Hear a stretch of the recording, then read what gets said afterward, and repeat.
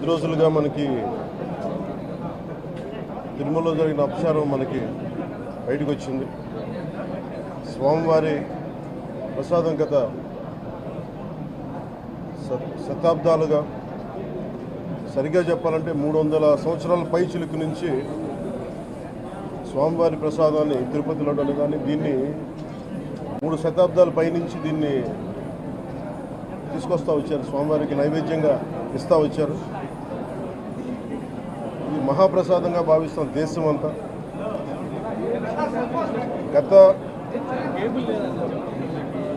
ఇది ఒక ప్రభుత్వాన్ని నిందించడానికో, దీని మీద రాజకీయ లబ్ధి పొందడానికో దీని వెనుక ఉద్దేశం లేదు. వైసీపీ పాలనలో టీటీడీ బోర్డుని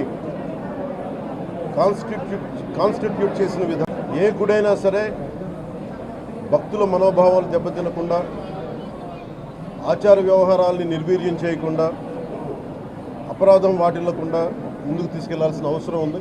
అది వారి బాధ్యత.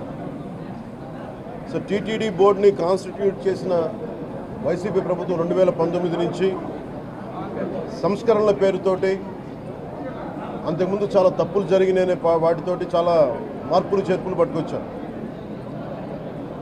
స్వామివారి పూజా విధానాలు మార్చేశారు. శ్రీవాణి ట్రస్ట్ అని పేరు పెట్టి దాని మీద 10,000 రూపాయలు టికెట్ పెట్టారు ఒక్కొక్క వ్యక్తికి. ఒక్కొక్క కుటుంబం వస్తే 5 మంది, 4 వస్తే తక్కువ కాకుండా వాళ్ళకి 50,000 రూపాయలు వసూలు చేసి టికెట్ మటుకు, బిల్లు మటుకు 500 రూపాయలకి ఇస్తూ ఉండేవాళ్ళు. ఇది నేను చాలాసార్లు, నాతో పాటు చాలామంది భక్తులు ప్రస్తావించారు, చాలామంది రాజకీయ పార్టీల ప్రతినిధులు దీన్ని ప్రస్తావించారు. అన్ని పార్టీలు ప్రస్తావిస్తూనే ఉన్నాయి, వేలెత్తి చూపుతూనే ఉన్నాయి. కానీ ఏ రోజు కూడా దాన్ని పట్టించుకున్న పాపాన్ని పోలేదు. అలాగే వైసీపీ పాలనలో అఫీషియల్గా ఆన్ రికార్డ్ 219 గుడుల్ని అపవిత్రం చేశారు. విగ్రహాలని విధ్వంసం కావచ్చు, రథాలు తగలబెట్టడం కావచ్చు, అలాగే 300 పైచిలకు మన దేవాలయాలను అపవిత్రం చేశారు. ఇన్ని జరిగినా కానీ ఎప్పుడు నేను గొంతెత్తుతూనే ఉన్నాను. ఆ రోజు రామతీర్థం సమయంలో కూడా రాముల వారి విగ్రహాన్ని తల నరికేస్తే అర్చకులు దాన్ని, రాముల వారి విగ్రహాన్ని ఇలా పట్టుకొని ఆయన బాధపడుతూ ఉంటే ఆ రోజు కూడా నేను తెలియజేశాను. ఆ రోజు కూడా అందరూ ఏకం కావాలి.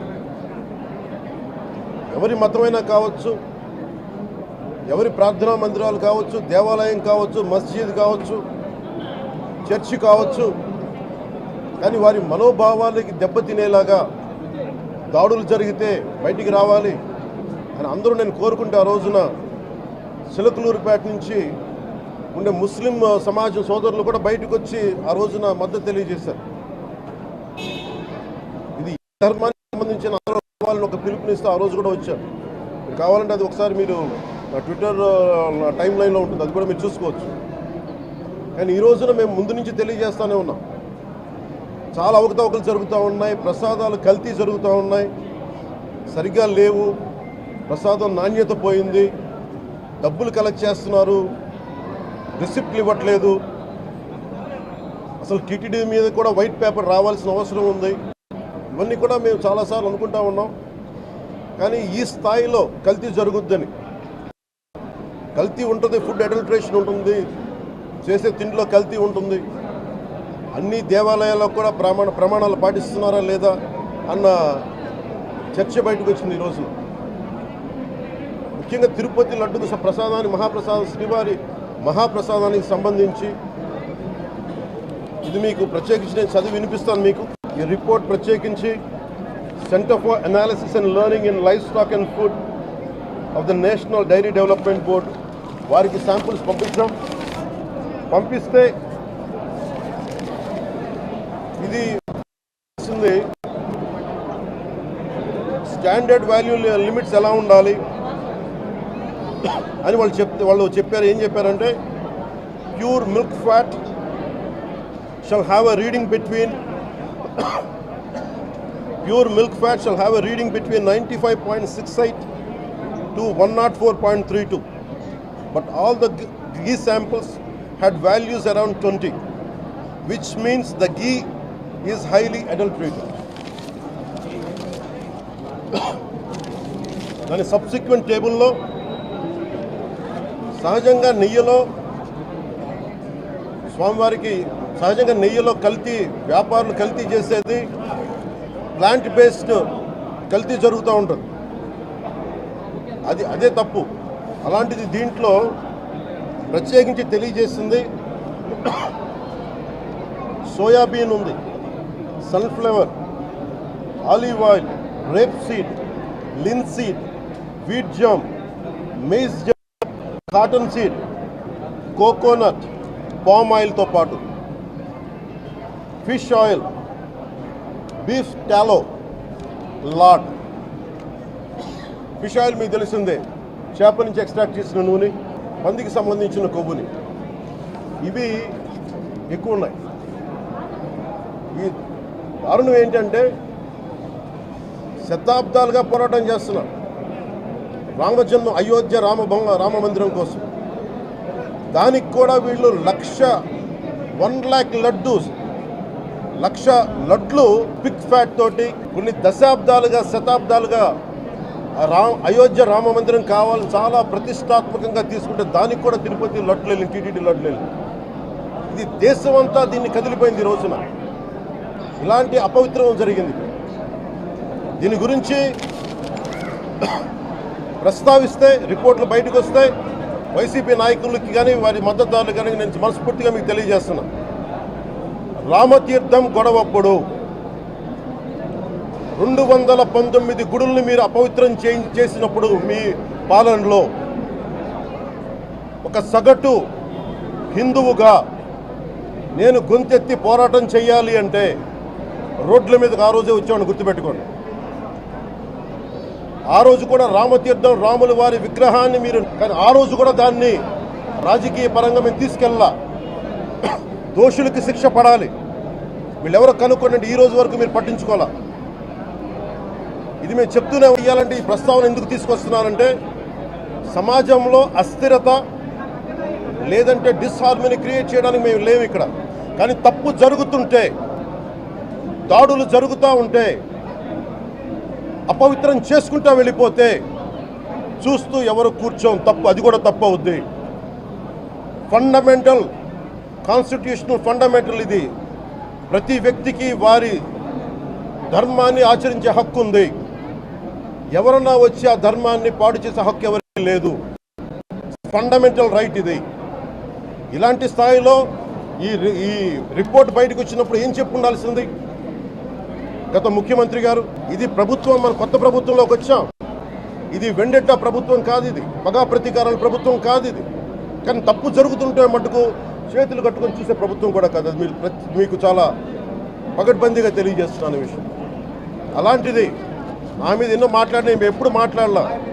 రామతీర్థం గురించి జరిగినప్పుడు కూడా మేము మాట్లాడలా. కానీ ఈ రోజున రిపీట్ అయిపోతున్నాయి మిస్టేక్స్. అలవాటైపోయింది. ఎప్పుడే ఫుల్ స్టాప్ టు దిస్. దీంట్లో ఒక్కరు నిందించట్లా. టీటీడీ బోర్డు ఉంది, వైసీపీ కాన్స్టిట్యూట్ చేసిన టీటీడీ బోర్డు ఉంది. వైవి సుబ్బారెడ్డి గారు ఉన్నారు టీటీడీ చైర్మన్గా. టీటీడీ ఈవోగా ధర్మారెడ్డి గారు ఉన్నారు. మళ్ళీ వాళ్ళు కాకుండా కొత్తగా వచ్చారు. ఈ 5 సంవత్సరాలు ఈ బోర్డు ఏం చేస్తూ ఉంది? ఈ టీటీడీ బోర్డుని మేము ప్రశ్నిస్తున్నాం. మీరు బయటికి రండి, మీరు పంపించండి ల్యాబ్స్కి. మీకు ఎవరైతే తప్పులు చేశారో వారి మీద మీరు చర్యలు తీసుకోండి అని చెప్పాలి. కానీ తప్పులు చేసిన వాళ్ళని వెనకేసుకొచ్చే విధానం ఏంటో నాకు అర్థం కావట్లేదు. దాన్ని మార్చుకోవాలి. అంతేగాని చూసే మీరు అస్థిరత చేసే ఆలోచన కానే కాదు. ఇదే మీరు ఊహించండి. ఇంకా ఏ ధర్మం మీద జరిగినా దేశం అల్లకల్లోలం చేసేస్తారు, ప్రపంచం అంతా మాట్లాడతారు, గ్లోబల్ న్యూస్ అయిపోద్ది. కానీ దేశంలో కోట్లాది మంది హిందువులు అపవిత్రమైతే, ఈ ప్రసాదం అపవిత్రమైతే ఒక్కరు కూడా మాట్లాడకూడదు. ఇది సెక్యులర్ వ్యవస్థకు విఘాతం అంటే హిందువులకి మనోభావాలు ఉండవా? ఇది ఒక్కరు నిందించట్లా. అసలు మీరు ప్రస్తావన చేయకూడదు, ఇది తప్పు, ఇది మాట్లాడకూడదంటే ఎట్లా? ఇదే వేరే మతానికి మీరు అన్వయిస్తారా? నేను అన్ని మతాలని సమానంగా గౌరవించేవాడిని, ఇస్లాంని గౌరవించేవాడిని, క్రిస్టియానిటీని గౌరవించేవాళ్ళం మేమందరం. సనాతన ధర్మం అని మొత్తుకుంటున్నాం. దేనికి సనాతన ధర్మం అంటే? సనాతన ధర్మానికి ఒకరు ప్రారంభించింది కాదు ఇది. ఒక వ్యక్తో ఒక కూర్చోబెట్టి ఒకరు స్టార్ట్ చేసింది కాదు ఇది. కొన్ని వేలాది సంవత్సరాలుగా అన్ని మతాలని, అన్ని విశ్వాసాలని అలింగనం చేసుకున్న నేల ఇది. దగ్గర తీసుకున్న ఈ నేల మీద ఇలాంటి అపవిత్రం జరిగితే, రిపీటెడ్గా జరిగితే, ఒకసారి కాదు, 2 సార్లు కాదు, రిపీటెడ్గా జరిగితే ఇప్పుడు కూడా మాట్లాడకూడదంటే అది తప్పు చేసిన వాళ్ళం అవుతాం. మేము కాదంటలా. టీటీడీ బోర్డు, అప్పుడు టీటీడీ బోర్డు బాధ్యత తీసుకోవాలి. పొలిటికల్గా వచ్చి అలంకారప్రాయంగా ఒక్కొక్కళ్ళు వచ్చేసి దర్శనాలకి టికెట్లు ఇవ్వడానికి మీరు బోర్డు మెంబర్స్ అవ్వలేదు. మీరు ఎవరు చైర్మన్ కానీ ఈవో కానీ.